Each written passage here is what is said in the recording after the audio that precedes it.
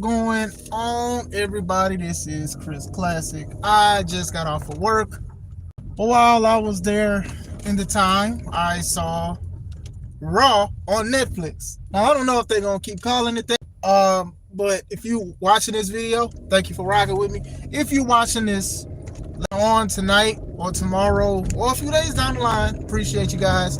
Make sure you subscribe to the Take It Home podcast where I talk about professional wrestling topics.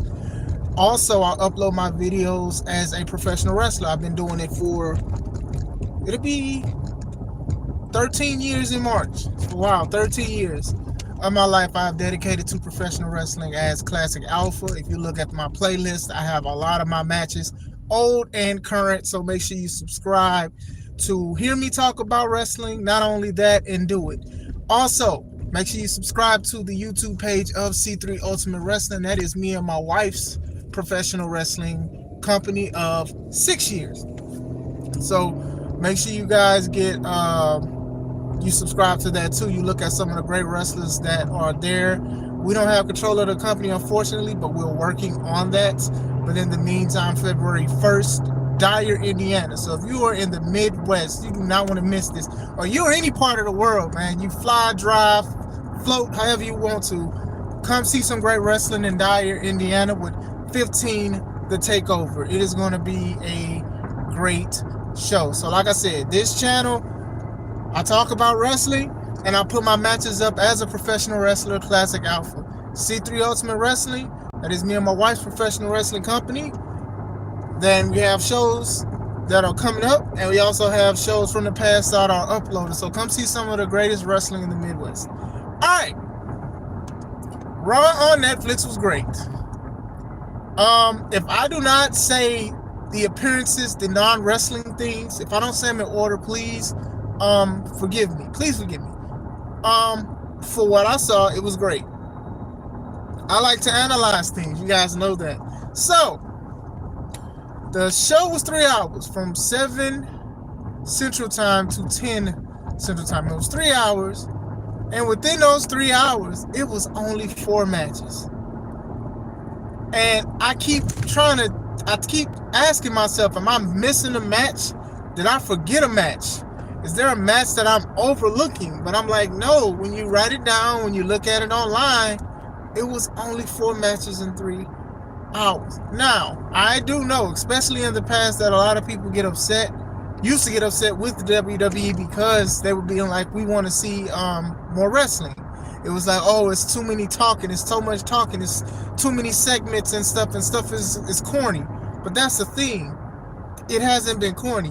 What's going on, Sophia? Hope everything is going great with you. What's going on? I believe it's Sam. Sam Kobe fan.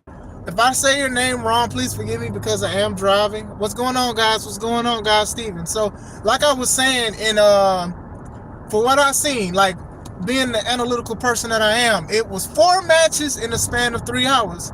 And like I said in the past, I know a lot of people, they get upset. They used to get upset with WWE because they'd be like, man, all this talking and it's not enough wrestling, or the segments are boring. None of the segments was boring except one, and we are definitely going to talk about that one. But they started off with the big curtain. They gave a history lesson of wrestling because some people who are not wrestling fans, they definitely tuned into it at the beginning. So they talked about it. It was like a painting. They had some of the older wrestlers and some of the current wrestlers. They said that wrestling was a canvas.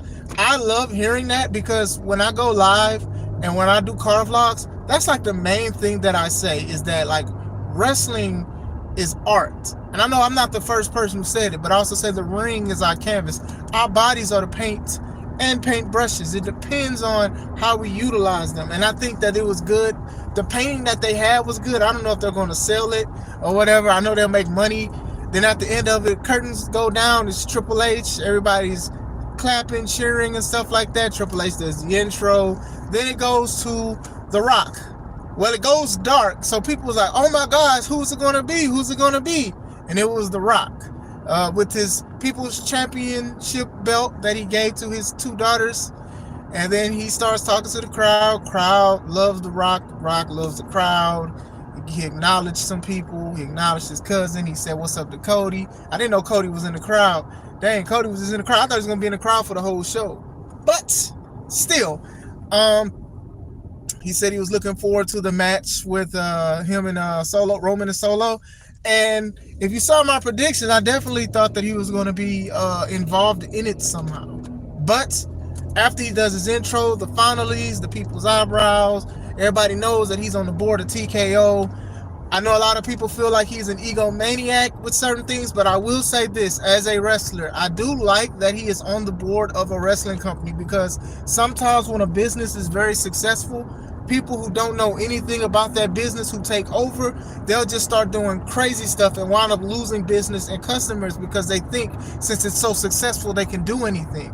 WCW, that's definitely a good example of how WCW at one point was actually doing good with numbers and stuff, but then they started hiring other people that had no idea how to do wrestling, how to run a wrestling company, how to book.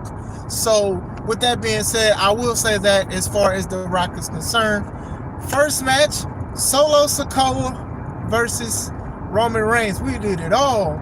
Everybody talks about how great Solo Sikoa's music is, and I concur. That is some great music right there. But going into it, they both come out. Roman Reigns comes out with Paul Heyman. Roman has some dope Nike shoes. Like, them was some dope Nikes. I don't know what they was called. If somebody know in the chat, please let me know. Then we get our first ad when they do a face-off. Now, the funny thing in me was, I don't care for ads, but I know that that is the wave of everything, even with streaming services, right? But still, I'm thinking about this whole time we're looking at an ad. Roman Solo are looking at each other with Roman's music probably still playing in the background. So imagine looking at somebody in their face for 3 to 4 minutes to wait on cue to start a match. I don't know, that's funny to me. I just thought I'd bring that up to you guys. As far as the match goes, I do love that it was a elbow and collar tie up, and I like that it wasn't just a one time. They did it outside the ring as well.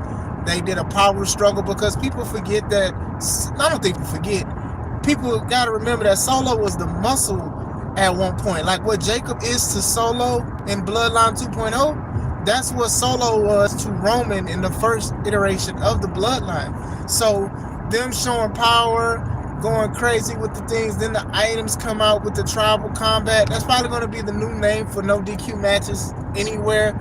Between two Samoans, it's going to always be a tribal combat match. Like I said, most of the Bloodline story stuff, it's more story heavy than actual wrestling. You may not get a 5-star match from these guys, but what you will get is serious, intense moves and power and action. And that's fine, because that's okay. With wrestling, you have to have a story. And I think that everyone involved with this story has been doing a wonderful and a great job with that. I will say that for sure. Solo, I just love his growth as a professional wrestler, because one point he wasn't talking, and now he's like, hey man, get your A up, get your A up, get your butt up, man. You should acknowledge me, I'm this and that. Like, dude really went to Nino Brown. he really just went deep into it, especially walking around with the Ula Fala, and how important it is not only to the Samoan heritage, but to their family heritage and stuff like that. My prediction was that possibly Solo would win, but if Roman wins, I wouldn't be mad at that. Eventually, Jacob and Tama Tonga, they came out first, so then you knew that Sammy and Jimmy was going to come out. My only gripe with that, storytelling is definitely a beautiful thing. Shout out to you, Jamie. My only gripe with run-ins, right, is the music that is being played. I'm starting to not like that. Like, if somebody is jumping one of my friends or my homies and stuff, I should just be trying to run out. Instead of, it just seems like sometimes people wait for a cue. So Sammy and Jimmy came out with music, and they was attacking Jacob and Tama Tonga or whatever like that. And then they brawled out, And then Roman was about to get set up Solo again for a move, and then all of a sudden Kevin Owens comes out of nowhere, gives him a stunner, tries to get Solo to pin him, and then Roman kicks out. Then Cody's music plays. Cody's music plays. Mind you, I thought he was still in the crowd. Anyway, well, he wasn't. I understand why he wasn't, but still, he comes out and he attacks Kevin. He does the Cody Cutter and stuff, and they brawl out. Eventually, Roman overcomes Solo. I think it was good. I think how they did it was very good. Like, Solo went for the Samoan Spike. Roman ducked it, gave him a spear, gave him another spear, and then that was it. So now he has the Ula Fala. When The Rock comes out, a lot of people definitely thought that The Rock was going to turn on Roman. A lot of people was waiting on The Rock to hit a rock bottom on his cousin, but it didn't happen.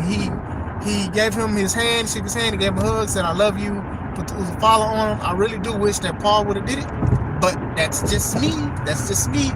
But I really thought that The Rock was going to turn around and, you know, take his cousin out, because I think that a lot of us are assuming that it's going to be The Rock versus Roman Reigns. Shout out to you, Nathan. Seth Rollins and CM Punk was good, but it wasn't the same level as Kenny Omega and Gabe Kidd.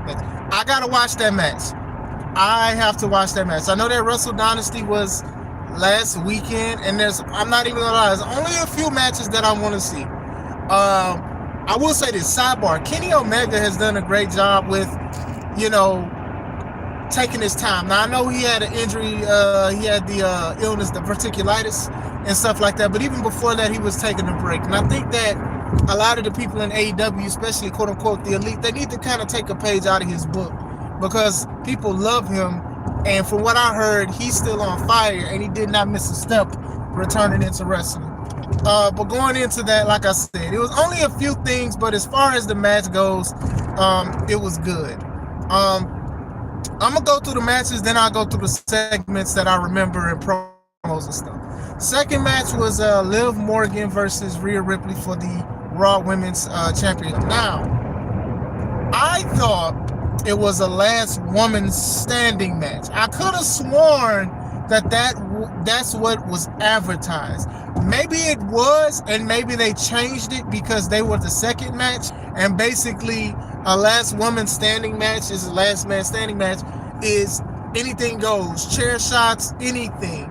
So I'm assuming they didn't want to oversaturate that because they just had one with the tribal combat match. I think they did pull some matches. That's why they're promoting it for next week, which is fine, because like I said, they had time to cook. I was talking to one of my homies in the chat.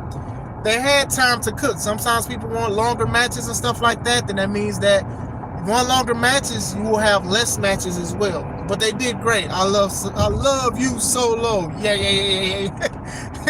But still, going into it, their match was good. I guess it was just a standard match. So they had Dom and Raquel Rodriguez. Now, I don't know what's going on with Raquel's wardrobe or whatever like that, but it's like, no offense, but they kind of making her seem like a little more stereotypical for her heritage. Like, she didn't really dress like that. Like, she dressed like more like feminine and stuff. I know she's a powerhouse. I know like the Judgment Day is very grungy and stuff like that, but even with Liv and Rhea, they still had like that appeal to them. And you know, I don't know what was going on with Raquel's wardrobe or whatever. She reminded me of Hunico. If y'all remember Hunico and Camacho. Camacho is Tangaloa, who was injured unfortunately, but still, that's who he was in WWE a few years ago. He was signed years ago, and they had him in that crazy looking gimmick. But still, I thought it was going to be that, but it wound up being a standard match. They did good. I felt that Rhea needed to win because Rhea is like a cheat code, and I think it was her time to take her throne. You know, I know she got injured the first time she had the belt, had to vacate it and things like that, and then the stuff between Becky and Liv, and then Rhea tried to come back for it. Dom left Rhea for Liv because she had the championship and they was boyfriend and girlfriend. But to me, I think it's run its course. I think this is it. I think this is it. If anything, Damian should have came out and helped Rhea if they was, you know, but other than that, this is it. This is it. Liv will possibly have a rematch, and then they should be it. I think they should go their separate ways. Whatever they're going to have for Rhea, I think Rhea's probably going to have the belt for a while. Whatever they're going to have with Liv, I think Liv does a great job with staying relevant, and that's not a diss to anybody that's on the roster. But sometimes you just got to work with what you got, and you didn't ask for that. And I think that Liv Morgan does a great job. Like, they've given Liv a lot of stuff, crazy stuff, ridiculous stuff, and she's made the best of it. So, like I said, very good match. Rhea gave Liv 2 riptides after blocking an Oblivion, and that came after the distraction of Raquel and Dirty Dom, and it didn't work. So then when Rhea did both of the riptides, I thought something else was going to happen, but they were just sitting there chilling and shocked. And then after that, Dom acted like he was going to attack Rhea, and Rhea went for the hug. He went for a hug. Rhea opened her arms up, kicked him between the legs, and then gave him a riptide. Man, that lady's just a beast. As soon as she's leaving, the gong goes off. The Undertaker gong. So I'm like, oh snap, my favorite wrestler, one of the favorite wrestlers in the world. I wonder, is he going to dress up like Dead Man Undertaker? Or is he going to have the Biker Taker, the American Bad ASS? Lo and behold, you saw the motorcycle emblem. You saw the rev up. He come on his motorcycle with his ponytail and his little hat or bandana. And I was like, oh, we got American Bad, you know what, Undertaker. I'm like, oh my gosh, again, we seen it at NXT, we seen it when he helped Cody, we gonna see it again. Now, I know he's an older guy, and I know he don't want to dress up like a dead man no more. I know he don't want to put the stuff on to look appealing like the old school Undertaker that I know and love. I definitely understand that. But man, I do not want to see no more Biker Taker for the rest of this year. New year, new Taker. Please put the old other stuff back on. Please. That sounds crazy sounding coming out of my mouth right now, but I know exactly what I'm saying. Still, he went around the ring. I thought he was going to go in there and choke slam Dom, but Dom was nowhere to be found. Dom was nowhere to be found. And then he basically just did a loop around the ring, did the one arm thing with Rhea, giving her the seal of approval, gave her a high five and stuff. I thought she was going to sit behind him on the motorcycle, but I don't think Michelle McCool was going to have that because she was literally right there in the crowd. But still, good moment. Great to see the Undertaker. Do you want him to come out with the... Nah, I'm not even saying that. He ain't got to do all that. I'm just saying, the Biker Taker thing. Like, when I was younger, I used to love the Biker Taker. I don't want to say the American Bad, I don't want to use curse words, I try my best not to with this content because some people do look at it with all ages when it comes to wrestling. But still, when I was a kid, I loved it. And when I got older, I was like, oh man, I understand. And then when you hear why he did that, you're like, oh man, he wasn't in the best of shape when he was wrestling and working like that. But still, during this time, there's a promo, not a live promo, a tape promo of the Raw Men's Champion, World Heavyweight Champion Gunther. And that was one of the main takeaways that I didn't like about Raw on Netflix, was that they did not have their champion wrestling, or he wasn't there. And I don't know if it's a family emergency, I don't know if something or whatever it is, hopefully it's not nothing severe, but I definitely would have expected him. Maybe he's spending time with family, I don't know. But I would have expected the Raw champion, the men's champion, to either cut a promo or something like an intro, since this is a Netflix era. And, he talked about it. Hey, they said this is a new era, but this basically is not a new era for me. They just showed him working out and some of the stuff that he did, black and white and stuff. But I do wish they would have given him promo time. If they wasn't going to let him wrestle, I understand. 4 matches and stuff like that. But still, he's still the champ. He should have been there. The SmackDown champ was there. Cody Rhodes was there. So that's one of my main things that irked me about the show. As much as I enjoyed it, I do wish that Gunther was there. Next match, it was Jey Uso with Travis Scott versus Drew McIntyre. Now, let's talk about Jey Uso's entrance. First of all, they started playing Travis Scott's song. I believe it's called Fiend. So they zoom in on Travis. Travis has a blunt in his hand. However, Pat McAfee was talking about he's burning sage. He's burning sage. But when he would start walking down the steps with Jay, he was smoking. I'm like, this dude chiefing. I ain't never seen this on WWE stuff before. I seen wrestlers who act like they was, but this man really cheap. Look, Travis Scott is not even a wrestler and broke wrestling history.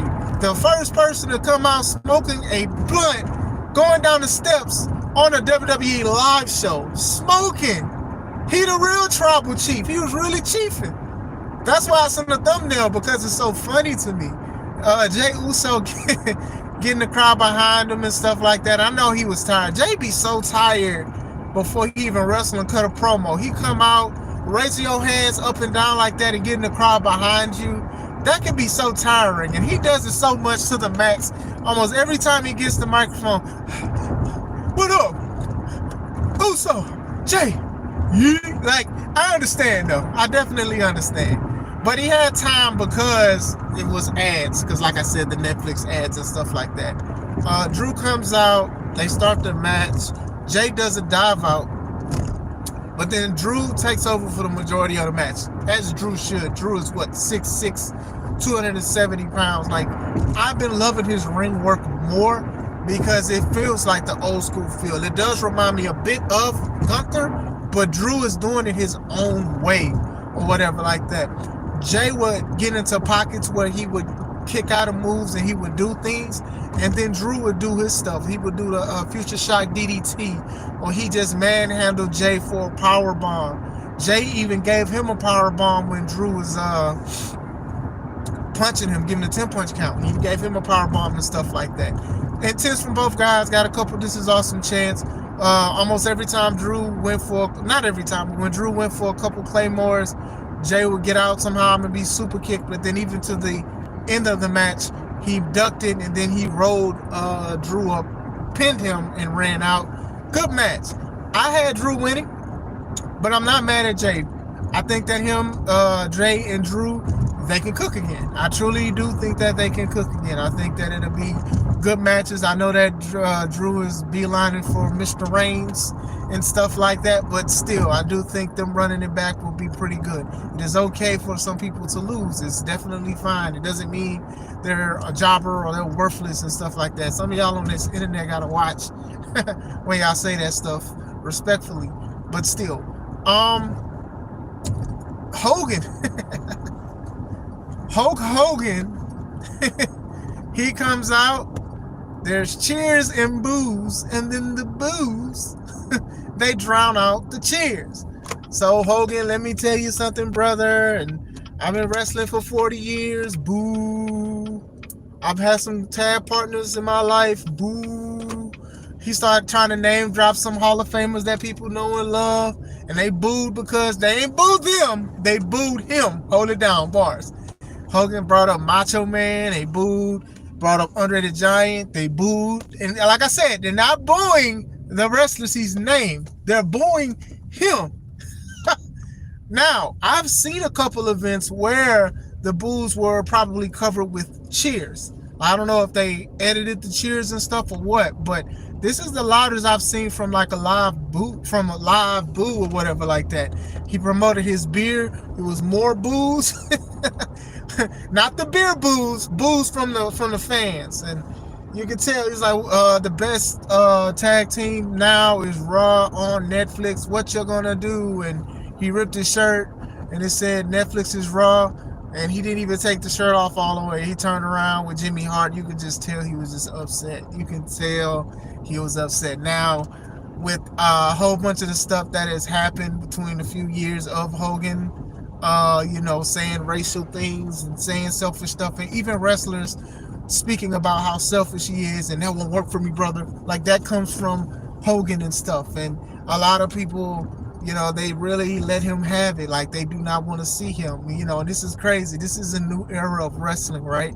The Netflix era. That's what they're calling it. I call it the cinema or modern. I'll even call it modern. But dang, that is crazy that the first episode of a streaming for professional wrestling on Netflix, they boo one of the guys who helped save wrestling. But the thing is, he couldn't save himself for some of the antics and the selfish things that he's done. Now, I don't have no personal gripe against Hogan or whatever like that, but I'm not surprised that he got booed.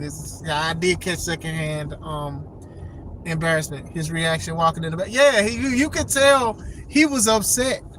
And the thing is, people catch him in lies in interviews, so that don't help his cause at all.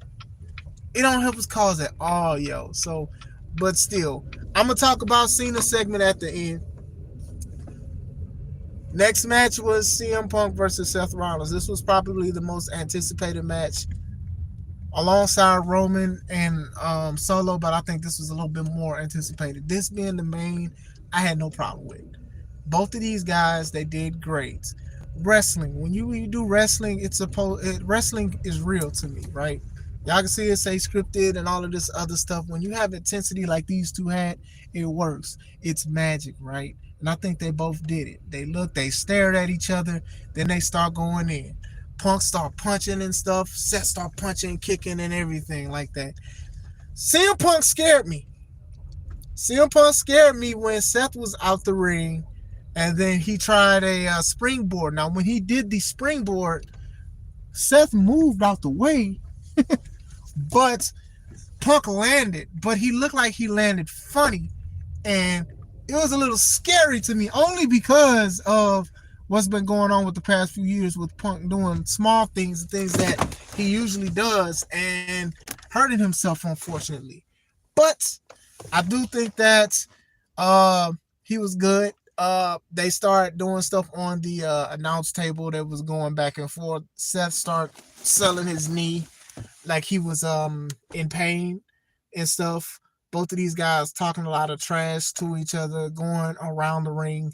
Punk just looked like he hasn't missed a step. With everything that has been going on with the injuries and all of this stuff, it was good to see Punk the way a lot of people remembered him.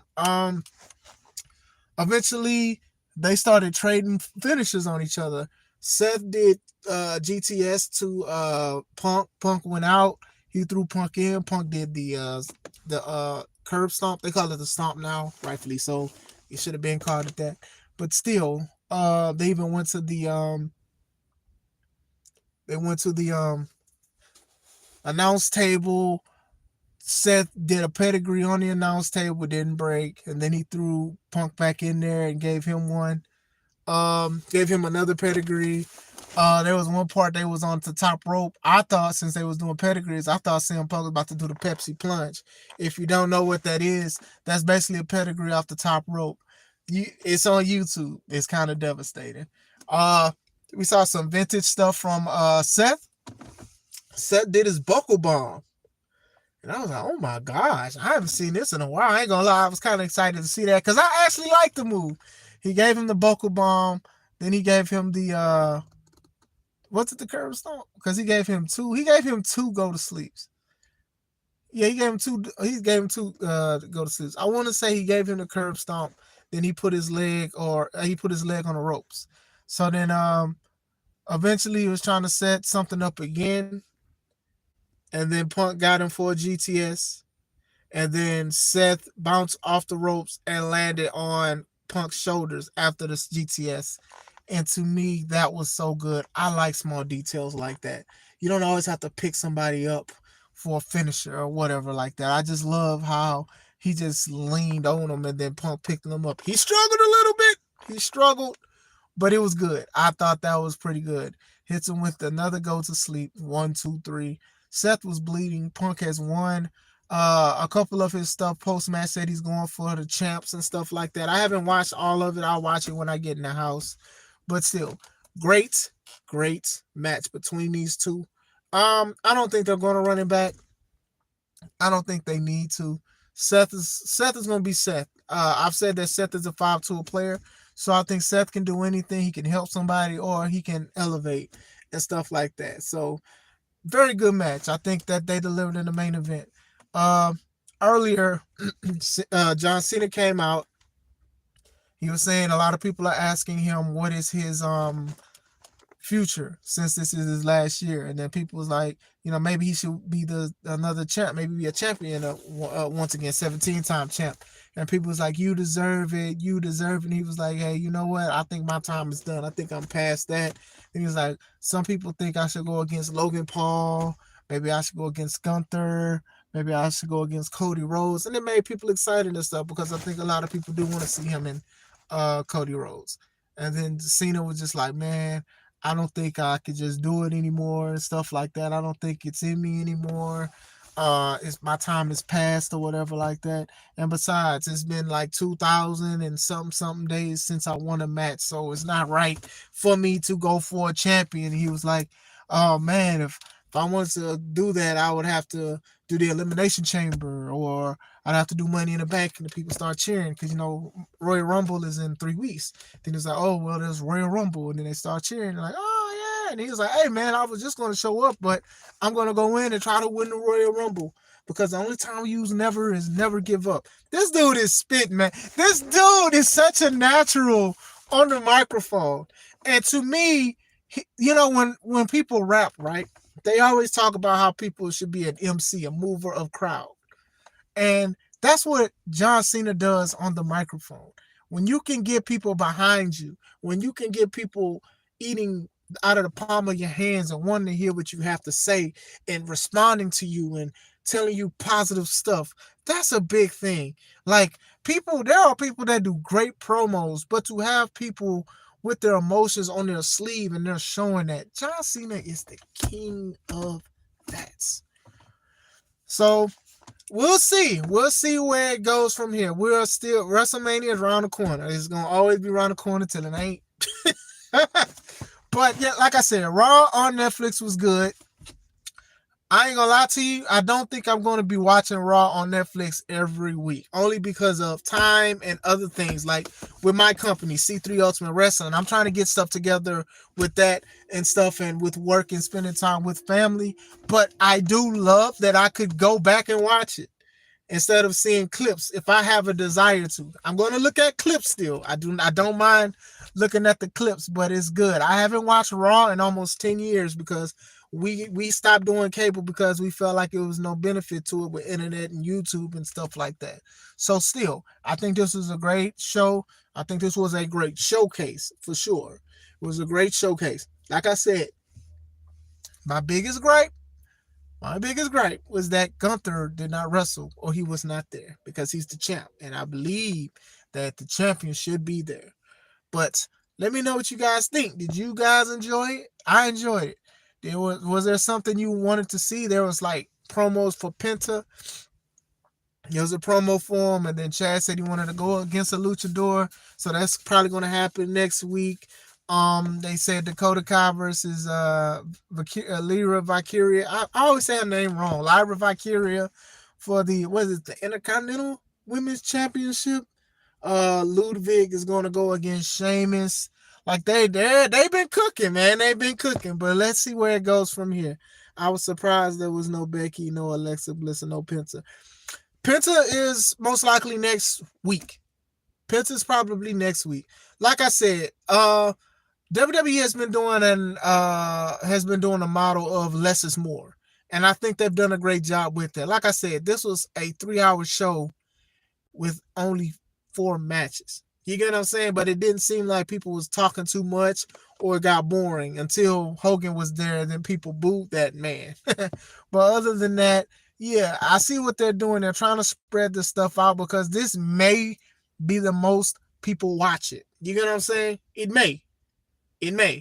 But who knows? Usually people watch it and then sometimes people stop watching. But we'll see, because it's different now. Because some people, like me, we wait for clips and stuff. But now people can watch it live and they can look at it. And a lot of wrestling channels, they can look and do live reactions if they want to. I want to do one day, but it got to be something special going on for me to do that. But still, it's good. Also, I also wanted to speak about this too before I go.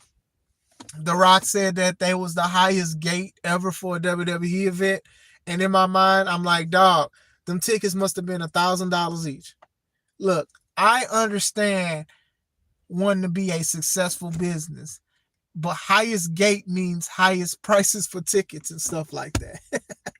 So them tickets must have been a whole bunch to say, oh, it's the highest gate. It was sold out too. So of course you're gonna be like, okay, well we sold out and made the most money because that's one of the main things you're supposed to do as a successful business. But saying highest gate, I already know what it is. Like when you look at Ticketmaster and look at the WrestleMania ticket prices, of course, like this WrestleMania probably is gonna be the highest gate. It's not even sold out yet. Everybody probably just waiting and trying to save up money to get these tickets. I ain't going.